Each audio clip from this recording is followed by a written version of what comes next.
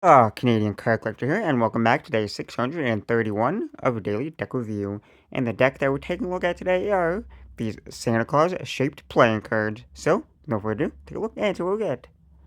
Well, first, I gotta say, I know it is out of season for these kind of Christmassy Santa Claus playing cards, but I thought it might be fun to review some kind of different style deck. Okay, and we can see that isn't this kind of clear plastic shaped got a little container here. And it's kind of slightly clear, but also kind of foggy at the same time. There you can see both the bottom and the front. So if we just take the lid off, it is shaped like the card itself. There. We'll just take that out. So there's nothing on the the little box here. And then for the back down here, it is just Santa there with that green background with like the lighter green dots there. And obviously if you flip it over, the cards would be upside down and you wouldn't be able to like hold them there because they're different shape. But now for the cards here we got the first Joker. It says Joker, Joker. Then you got Santa there. Then you got the same thing, just in black and white.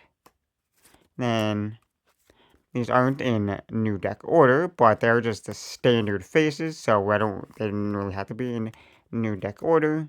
And we got the core cards, which are obviously different than like the United States Playing Company kind of core cards, but they're pretty generic. There's nothing like too crazy there. So they're all just pretty standard faces. I'll just quickly go through those. The only thing different, like I said, is like the core cards are slightly different than your standard, like your bicycle cards or like United States Play Company finish. And like the suits are slightly orientated slightly different just because the shape of the card.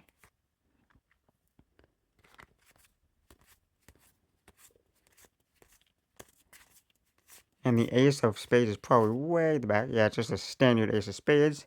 There's nothing too custom there. Now that we took a look at the cards, time to test the handling. And most of you are probably going to notice how the handling is going to go, just because of the shape of the cards. But first we'll start with the springs. Like, you can definitely spring them, but you don't get like the normal style spring.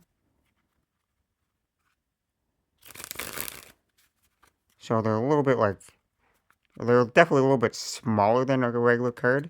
And they're just more awkward to hold for springs.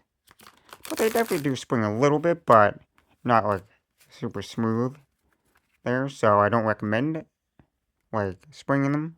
And then we fan them. They definitely still fan it. They have a pretty cool like rounded kind of fan style, which you don't usually see too much of a rounded kind of fan. And you can even like flip it upside down and get another style fan there. Flick the feet up. And then here's like the faces there. And then I would say like to riffle these. Like you can riffle them normally like this. So they stay in the same direction. But it's definitely a softer style riffle when you riffle them. Just because the cards are like super thin. But then if you were to like mix them up the other way, like you couldn't even like handle them. Like you can still riffle them like this. But then they're kind of all mixed up. And just doesn't work as smoothly. Now they're all kind of mixed up, like they're upside down, right side up. And they just don't work. See how mixed up it is? Now they're all mixed up. I shouldn't have even did that. So I'll be back when I actually get these unmixed. Okay, now that we got them actually back to order there, and you can actually hold them normally now, and actually use them. I would say, like, you could packet cut. Technically, you can still packet cut them, but most packet cuts involve, like, some of the cards being, like, turned upside down, like, in motion. So they would be, like, upside down and then be out of order again. So I'd recommend not to packet cut them, and they're kind of awkward with just, like, the shape of it. It's hard to, like hold and stuff. So it's more awkward to like packet cut, but they definitely could be packet cutted. It's just like the shape and how small they are. Like they're slightly smaller and stuff like that. But you can still dribble them, kind of. But it's slightly still awkward. Or I guess in general, these cards are just awkward to like hold and use there. So they're mostly like, obviously there's Christmas, so you'd only like pull them out around Christmas time.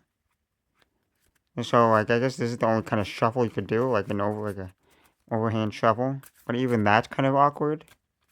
So in general, you just can't really like shuffle these at all. Well, it's a pretty nice themed deck though, if you're a fan of Christmas, I guess.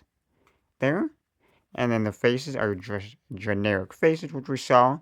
And pretty much the only thing that really like works with these cards is that they have a slightly cool looking fan with the roundedness that we looked at. So, and then everything else, like you can't really do. I guess I could try one-handed cut. I guess you can kind of one-handed cut, but if you have smaller hands, then it won't work as good. So, these cards do not handle good at all. And they're kind of more softer kind of handling just because the cards are really thin. And the shape of it makes it really awkward. So, with that being said, I hope you enjoyed this kind of more interesting deck review. There, and this has been a 631 of a daily deck review. This has been the Santa-shaped playing cards here. This is a generic Santa-shaped playing cards in its clear case.